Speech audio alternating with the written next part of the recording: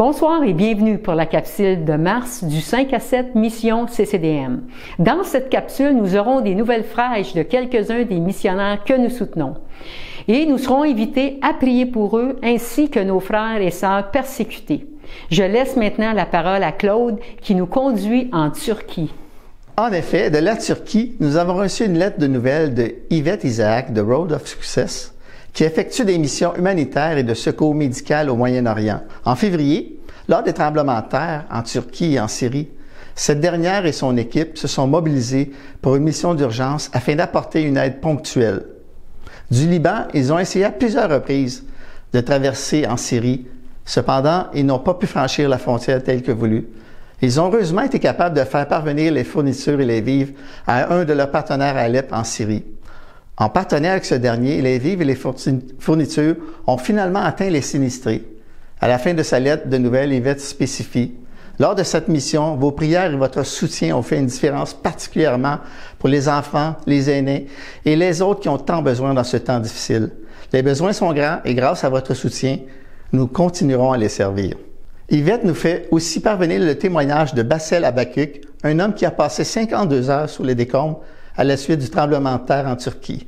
Écoutons son vibrant témoignage. ايه الامر اللي ممكن تقول هيتغير في حياتي بعد الحادثه دي؟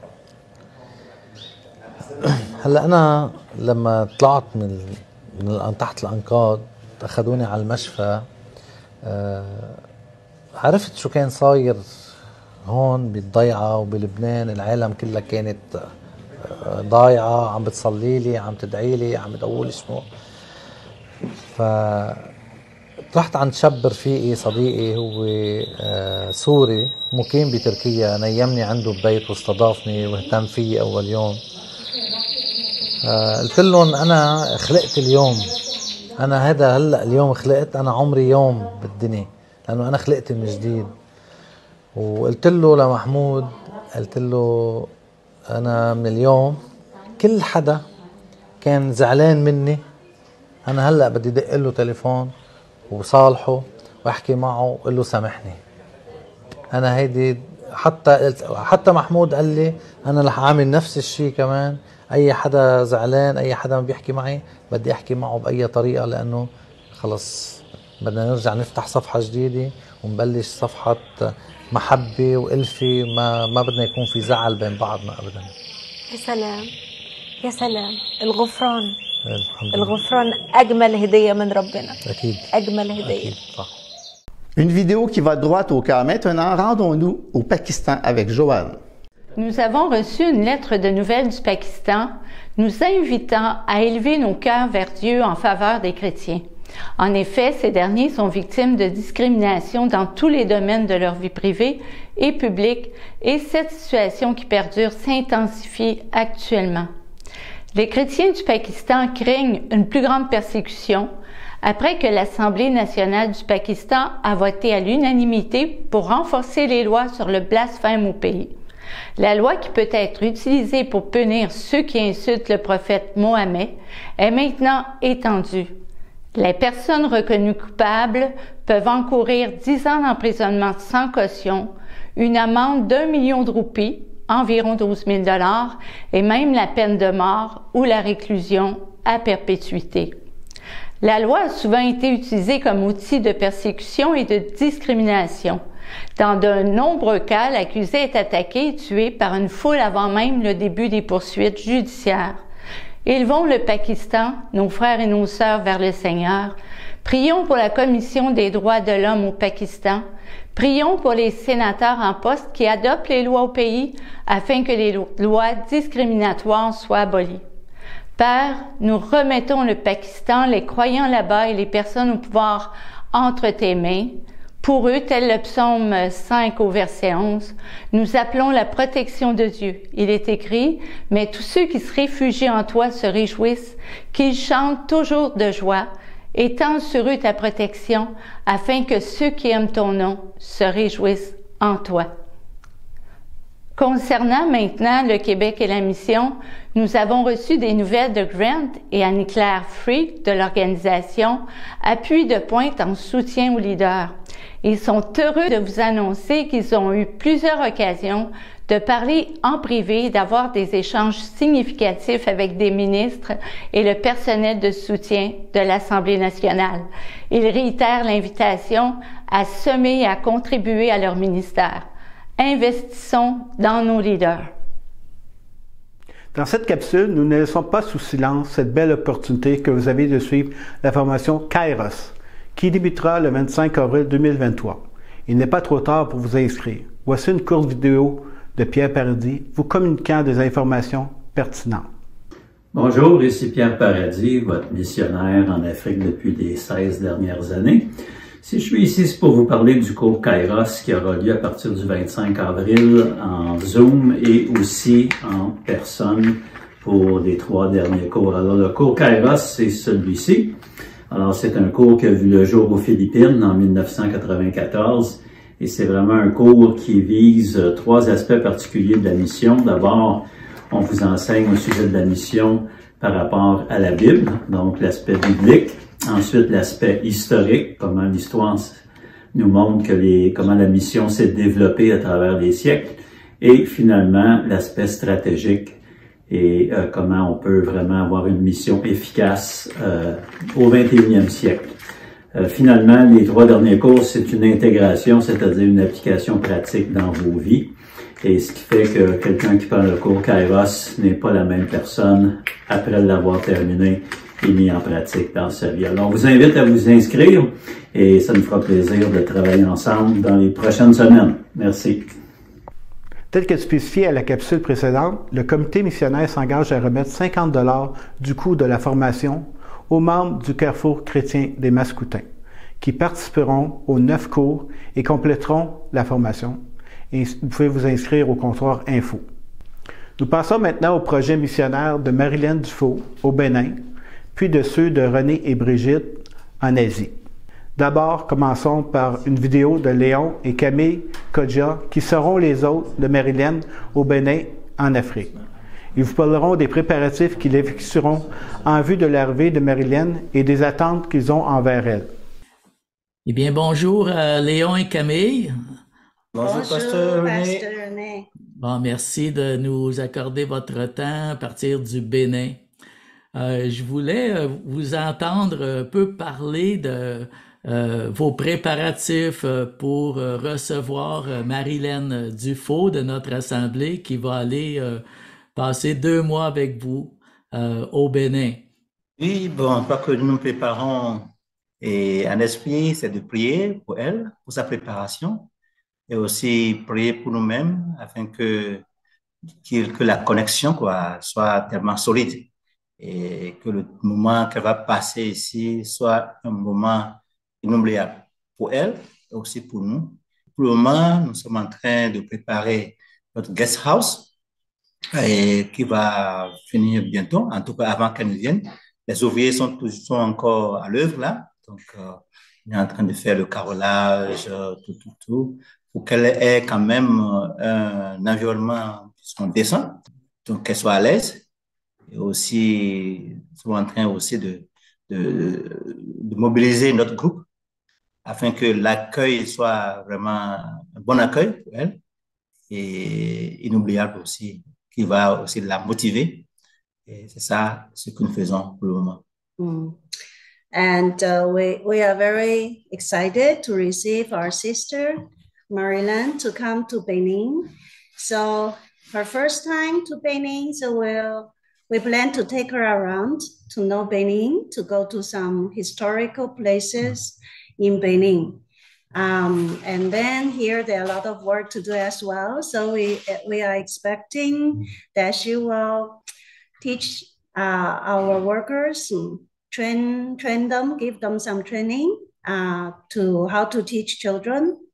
And also maybe we can have some special children program on weekends. And also for Sunday school, probably she can show us, she can show people how to teach Sunday school. So we are waiting for her, and we believe that her coming will contribute a lot to this land, to the people, to the soul here. Et là, nous sommes tellement reconnaissants au pasteur René, à Sœur Brigitte et aussi à votre équipe là-bas et aussi aux parents de Marlene et d'avoir confiance en nous et pour le travail que nous allons faire ensemble.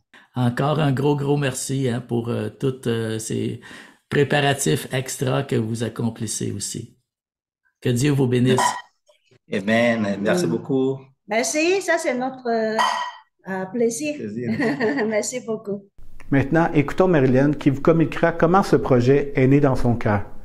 Quels sont ses objectifs et ses requêtes de prière? Moi, dans le fond, ça fait depuis que je suis enfant que je parle à ma famille que plus tard, j'aimerais faire des voyages missionnaires. Dans le fond, j'ai vu des témoignages de personnes qui en ont fait, qui en parlaient devant l'église. Mes parents en ont fait un. Et quand ils m'en parlaient, c'était toujours quelque chose qui m'intéressait, de pouvoir aider quelqu'un, des personnes qui en ont vraiment besoin dans d'autres pays. Ça m'intéressait, j'y pensais, je me disais plus tard, c'est sûr que j'allais en faire au moins un ou plusieurs. Et maintenant que j'ai terminé le cégep, je trouvais que c'était un bon moment de pouvoir en faire un entre le cégep et l'université, comme j'ai pas de travail établi et que ce n'est pas pendant mes études. Alors, j'ai décidé d'en faire un avec des recherches. En parlant avec Pasteur René, il m'a mis en contact avec Léon et Camille qui m'ont parlé de leurs besoins en Afrique, au Bénin. Eux, ils avaient besoin de quelqu'un qui était formé pour les enfants. Moi, dans le fond, j'ai fait une technique d'éducation en enfance au cégep. Donc, j'avais une formation pour les enfants entre 0 et 12 ans et leurs besoins étaient situés surtout entre des enfants de 2 à 12 ans. Au ministère, c'est ça, dans le ministère des enfants, dans leur église. Ils ont besoin de quelqu'un qui puisse les aider à trouver des idées de jeu, des idées d'intervention, de gestion de groupe, tout ça. Ils sont en manque de personnel et là-bas, ils n'ont pas de formation pour les enfants. Donc, il veut quelqu'un qui puisse les équiper et les aider là-dedans. Donc, quand ils m'ont parlé de ça, j'ai vu que j'avais les compétences nécessaires pour ça. Et en plus, c'était avec les enfants comme je voulais. Donc, j'ai eu à cœur d'accepter cette proposition d'aller au Bénin, en Afrique, faire ce voyage-là. Mes attentes et mes objectifs sont de leur montrer ce que j'ai appris afin qu'ils puissent aussi mettre mes apprentissages en pratique. Je veux leur offrir des idées, des techniques à utiliser afin de faciliter leur façon de faire dans le ministère des enfants. Je veux, dans le fond, que lorsque je vais partir, ils puissent encore utiliser ces ressources et qu'ils voient leur ministère des enfants grandir et qu'ils s'épanouissent dedans. J'aimerais qu'on prie pour moi afin que je puisse m'épanouir dans l'œuvre de Dieu et qu'il me guide à travers ce qu'ils ont vraiment besoin et qu'en allant là-bas, je puisse leur apporter un changement qui puisse les suivre même après mon départ. C'est tellement encourageant de voir une de nos jeunes membres de l'Église se lever pour la mission. Au tour de René maintenant de vous présenter leur projet missionnaire en Asie. Merci de vous intéresser à notre voyage. Premièrement, ça n'a pas cessé de grossir et d'évoluer, tout ce voyage-là. Donc, on va partir le 16 mars pour arriver le 17 mars. On arrive à Delhi, la capitale de l'Inde. Ensuite, immédiatement, on fait un autre vol domestique pour aller à Visakhapatnam, où je suis allé en 2005, la première fois pour une grosse croisade d'évangélisation avec des milliers de personnes, où on évangélisait dans un village avec un jeune pasteur que j'avais connu. Puis j'étais retourné à Visakhapatnam en 2011, où j'avais marié ce jeune pasteur-là. À Visakhapatnam, on va aussi aller à l'église, on va rencontrer des gens, on va avoir des réunions. Donc ça va être déjà dès l'arrivée, le ministère débute.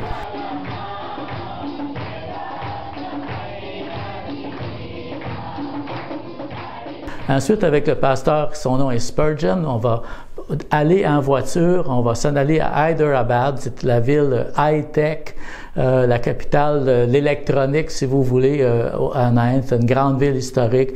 On va avoir plusieurs rencontres, passer du temps ensemble. De Hyderabad, on va retourner quelques jours plus tard à Delhi, où on va rencontrer notre équipe de ministère, ou après avoir passé quelques jours, avoir des rencontres de prière et tout ça à Delhi, on va prendre un train de nuit, une vanne pour s'en aller dans un camp caché dans les montagnes où on va avoir 35 pasteurs et leurs épouses pour une retraite spirituelle, des rencontres de couple et puis tout ça. Ensuite, on revient après 3 jours et demi à Delhi et on passe une nuit et ensuite on prend l'avion, on retourne chacun chez soi. Nous, on s'en va à Singapour rencontrer notre fille Esther qui habite là-bas avec son mari, passer quelques jours. Pendant ce séjour-là, seul, je vais aller au Cambodge, passer 3 jours avec le pasteur Paul Soka que nous soutenons ici au CCDM. Lui est très encouragé de ma visite parce qu'ils ont traversé des temps très, très difficiles récemment. Et puis, ils vont organiser des rencontres de pasteurs pendant tout le temps que je serai au Cambodge. Ensuite, je reviens à Singapour de nouveau pour finir quelques jours avec notre fille. Ensuite, on s'en va à Hong Kong. À Hong Kong, on a beaucoup de choses personnelles à faire, des rencontres médicales, des rendez-vous avec la banque. On va prêcher à notre église de Hong Kong, Lighthouse Ministries. On va avoir du fellowship avec les chrétiens là-bas, avec des pasteurs aussi. Ensuite, pendant ce temps-là, on va aller faire un voyage de quelques jours aux Philippines. Aux Philippines, on se rencontre à Manille avec un de mes amis pasteurs. Ensuite, on va aller dans le nord des Philippines. On va avoir des retraites spirituelles, baptême d'eau, rencontre avec la tribu des Etas dans la forêt où on avait bâti une église pour eux. Et puis ensuite, on va aller dans une autre église pour prêcher. Donc, ça va être des jours très, très intenses à passer là-bas. Ensuite, je reviens à Manille pour une journée ou 2. Ensuite, on retourne à Hong Kong pour terminer notre séjour. Et puis après ça, c'est le retour au Canada. Donc, comme vous m'entendez parler, il y a beaucoup d'actions, il y a beaucoup de réunions, il y a beaucoup de rencontres, tout ça. Donc, on prie parce que notre équipe, on s'en va, notre équipe et tous les gens qu'on va rencontrer, on va avoir beaucoup d'attaques spirituelles. C'est des places qui sont souvent sombres dans les ténèbres et puis on sait que l'ennemi n'aimera pas ce que nous allons faire. Alors, merci beaucoup de prier et puis de vous intéresser. Plusieurs d'entre vous ont posé des questions. Comment on peut participer financièrement? Pour répondre à la question des finances, premièrement, c'est très simple. Vous prenez la petite enveloppe qui est toujours disponible ici à l'église et puis il y a la ligne mission. Et puis sur cette ligne-là, vous spécifiez vos dons. Ça peut être pour n'importe quel projet missionnaire, que ce soit en Haïti ou n'importe quelle mission que vous avez sur votre cœur. Mais si c'est plus spécifique pour le voyage de Marilyn au Bénin, vous écrivez Bénin, Marilyn. Si c'est pour nous, Brigitte et René, c'est Asie, Brigitte et René. Mais si c'est plus spécifiquement pour donner aux conférences, si vous voulez, aux séminaires, puisqu'il y a beaucoup de frais à organiser et regrouper les pasteurs, les amener sur un site, les nourrir pendant le jour, les jours qu'on va passer ensemble. Il y a toujours des frais pour ces choses-là. Donc, encore une fois, merci pour votre générosité. Merci de prier pour nous. Maintenant, prions pour ces projets que nous avons dans l'Église, Seigneur. Merci, Seigneur, pour avoir mis à cœur, Marilyn, de s'impliquer au Bénin, en Afrique, Seigneur, que tu puisses l'utiliser pleinement, oui, dans ce ministère auprès des jeunes, Seigneur. Que tu puisses pourvoir ses besoins financiers, Seigneur. Et nous prions aussi pour René et Brigitte, Seigneur, qui s'en vont en Asie, là. Tu vois, selon le voyage, Seigneur, que tu puisses leur donner l'énergie, Seigneur, et vraiment, oui, être un instrument pour ta gloire et vraiment les utiliser, oui, pour ta gloire. Ainsi, tu puisses pourvoir leurs besoins financiers, Seigneur.